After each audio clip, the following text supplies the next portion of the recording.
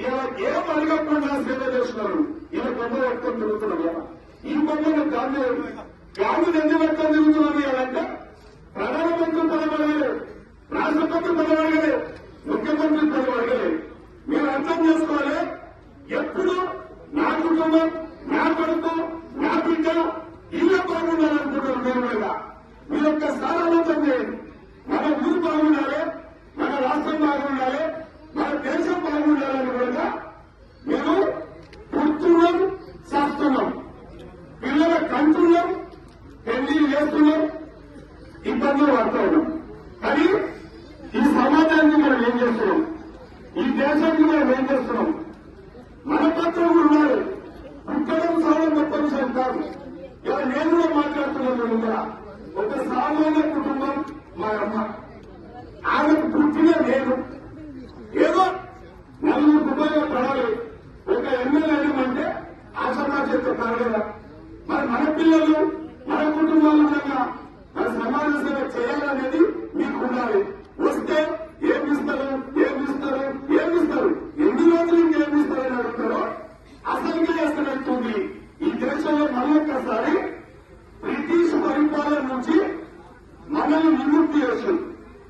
దేశం స్వతంత్రం తెచ్చిపెట్టాడు మహాత్మా గాంధీ గారు, అంబేద్కర్ గారు. కాబట్టి మన భారతదేశంలో స్వాతంత్రం రాకముందు మనమందరం వ్యక్తి చాకరీ చేసేవాళ్ళం, చెప్పినంత పని చేసేవాళ్ళు మన తాతలు, ముత్తాతలు. ఇవాళ మనం ఇంత స్వేచ్ఛగా ఇవాళ వచ్చి కూర్చోగలుగుతున్నాం, మాట్లాడగలుగుతున్నాం, అడగగలుగుతున్నాం అంటే ఆ స్వేచ్ఛ ఎక్కడికి వచ్చిందంటే భారతదేశానికి స్వాతంత్ర్యం సాధించి పెట్టిన గొప్ప నాయకులు మహాత్మా గాంధీ, బిఆర్ అంబేద్కర్ వీళ్ళందరూ. కాబట్టి ఇవాళ భారతదేశంలో ఎన్నో మతాలు, ఎన్నో భాషలు, ఎన్నో ప్రాంతాలు. మన భారతదేశంలో అందరినీ సమానంగా చూడాలనేదే మహాత్మా గాంధీ యొక్క ఆశయం, డాక్టర్ బిఆర్ అంబేద్కర్ యొక్క ఆశయం.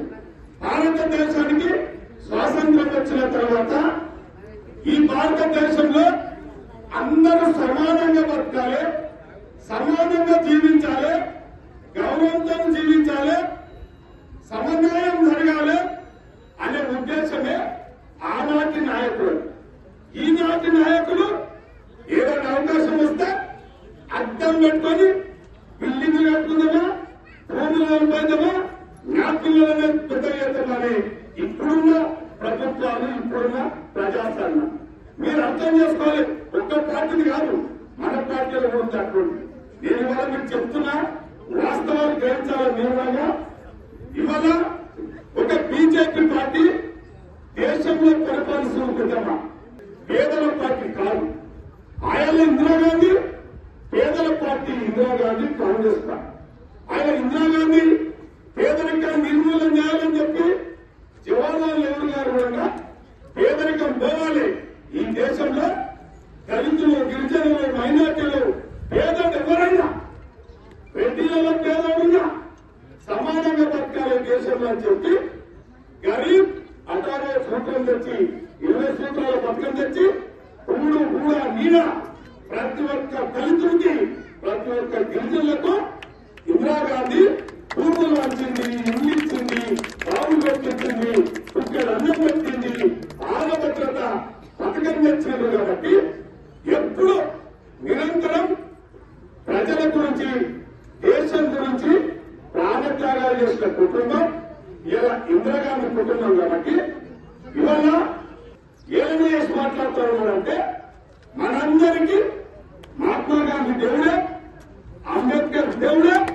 రాజ్యాంగం రచించుడు దేవుడే. కాబట్టి మనం దేవుళ్ళలాగా ఇవాళ సన్యాసులారా ఎవరైనా ఏ గ్రామంలో ఎవరైనా విగ్రహాలు ఉంటాయా?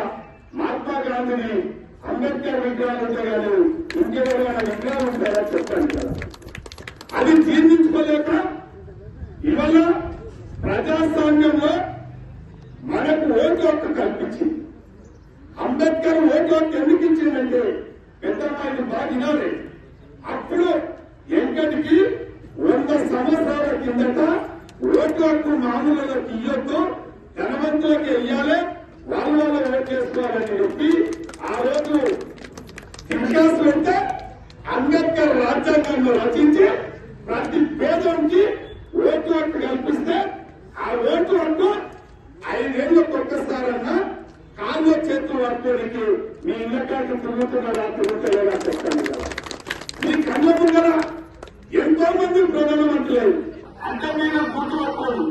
ఇలా బీజేపీ పార్టీ ఎంత తప్పు చేస్తుంది పెద్ద కూర్చుంటే చెప్తున్నట్టు బీజేపీ పార్టీ ఎంత తప్పు చేస్తుంది, అంబేద్కర్ ను కించపరిచింది, మహాత్మా గాంధీని కించపరుస్తుంది. కాబట్టి ఈ దేశంలో ప్రతి మానవుడు ప్రతి మనిషి పుట్టింది గొప్ప కాదు, కొద్దిగా ఆలోచన చేయాలి. మనం ఈ దేశంలో ఏం జరుగుతుంది, సమాజంలో ఏం జరుగుతుంది, మనం బతకడం గొప్ప విషయం కాదు. మనం ఇతరుల గురించి ఉండగా ఆలోచన చేయాలి. వాళ్ళ ఎన్ని రోజులు ఇట్లా పడతారు, ఇంకా ఎన్ని రోజులు ఇట్లా పడతారు. మనం స్వయం శక్తి మన హక్కులు రాజ్యాంగబద్ధంగా రాసుకున్నాం. మనకు ప్రాథమిక హక్కులు ఉన్నాయి, మన అడిగే హక్కుని, మన సమానంగా బతికే హక్కుని. అందుకే ప్రజాస్వామ్య ప్రభుత్వాలు డాక్టర్ బిఆర్ అంబేద్కర్ 5 ఏళ్లకు ఒకసారి ఎలక్షన్లు వచ్చే విధంగా, ఓటు అడిగే విధంగా, ఒకవేళ నచ్చకపోతే ఆ ఓటు తన నచ్చిన చేసుకోవడానికి సంకల్పంతోనే ఉచిత బస్సు ప్రయాణం కలిగడం జరిగింది. రెండవది, ఈ యొక్క మండలం ఏర్పాటులో దళితులు, పేద మైనార్టీలు, అడుగు బలైన వర్గాలు ఎక్కువ మంది ఉంటారు. కాబట్టి ఇలా కరెంటు బిల్లు మాఫ్ చేయాలని 965 ఇళ్లకు రోజు ద్వారా కరెంటు బిల్లు మాఫ్ చేయడం జరిగింది. ఇవాళ మహాలక్ష్మిలో ప్రతి ఒక్కరికి ఆ రోజు బీజేపీ పార్టీ 1200 సిలిండర్ చేస్తే తప్పకుండా 500 సబ్సిడీ ఇస్తాం అని చెప్పి సిలిండర్ సబ్సిడీ ఇవ్వడం జరుగుతాం. ఇవాళ మీరు అందరూ చూస్తారో ఈ గ్రామంలో 500-600 మందికి రుణమాఫీ చేయడం జరిగింది, రైతు భరోసా చేయడం జరిగింది. మొన్నటికి మొన్న మీరందరూ ధనవంతులు ఏ బియ్యం తింటారో పేదవాళ్ళు కూడా ఆ బియ్యమే తినాలని చెప్పి మొన్నటికి మొన్న సన్న బియ్యం ఇస్తా ఉన్నాం. మీ అందరూ చూస్తా ఉన్నారు. ఇలా గతంలో సన్న బియ్యం, గతంలో గడ్డి బియ్యం ఇస్తే మీరు ఏ కూర చేసుకున్నా తినదు, మీకు కాకపోయింది. కొందరు అమ్ముకున్నారు, అమ్ముకొని సన్న బియ్యం తెచ్చుకోండి. అట్లా కాదని చెప్పి మీ అందరూ ధనవంతులే కాదు సన్న బియ్యం తినేది, పేదలు కూడా తినాలని చెప్పి ఈ రాష్ట్ర ప్రభుత్వం, ఈ రాష్ట్ర ముఖ్యమంత్రి రేవంత్ రెడ్డి గారు, ఉత్తమ్ కుమార్ రెడ్డి గారు పేదలకు సన్న బియ్యం వేయడం జరుగుతా ఉంది. అందులో ముఖ్యంగా 10 సంవత్సరాల నుంచి రేషన్ కార్డు ఇవ్వలేదు. రేపు రేషన్ కార్డు కూడా మీ అందరికీ ఏమైనా ఇవ్వబోతా ఉన్నాం. ఇంకొక విషయం, గత ప్రభుత్వం చెప్పింది చేయలేదు. ఇలా ఇంద్రమ్మ ఇల్లు మీకు ఆ రోజు చెప్పినా ఈ రోజు చెప్తున్నా, మీకు 150 ఇల్లు ఇస్తాం, ఒక కాళ్ళు కూడా కట్టేయబోతున్నామని చెప్పి మీరందరితో మళ్ళీ చేస్తా ఉన్నాం. ముఖ్యంగా పెద్దమ్మ, ఇది ఎప్పుడు వచ్చేటివి పోయేటివే. ఈ బియ్యము, ఈ కార్లు, ఈ ఇల్లు ఇవన్నీ వస్తా ఉంటాయి, పోతూ ఉంటాయి. నాయకులు పోయి ఇలా పేదలకు అందుబాటులో ఉంటూ మీ మధ్యలో గత 2 సంవత్సరాల నుంచి ఉండగా మీ మధ్యలో కూర్చున్నాం. ఈ రాష్ట్రంలో జరుగుతున్న దోపిడీ, ఈ దేశంలో జరుగుతున్న దోపిడీ, అన్యాయాలను, అక్రమాలను, దుర్మార్గాలను, దౌర్జన్యాలను ఎప్పటికప్పుడు ఎండగాడుతూ మీ యొక్క ఆశీర్వాదంతో, మీ యొక్క అండదండలతో ఈ రాష్ట్రంలో ప్రభుత్వం వచ్చింది. ఇలా తెలంగాణ ఇచ్చిన కాంగ్రెస్ ఎప్పుడు పేదలకు అండగా ఉండే పార్టీ కాంగ్రెస్ పార్టీ. దళితులకు, గిరిజనులకు, మైనార్టీలకు, పడుగు బలైన వర్గాలకు, అణగారిన కులాలకు అండగా ఉండే పార్టీ కాంగ్రెస్ పార్టీ. కాబట్టి ఇలా కాంగ్రెస్ పార్టీ మళ్ళొక్క పోరాటం చేస్తుంది.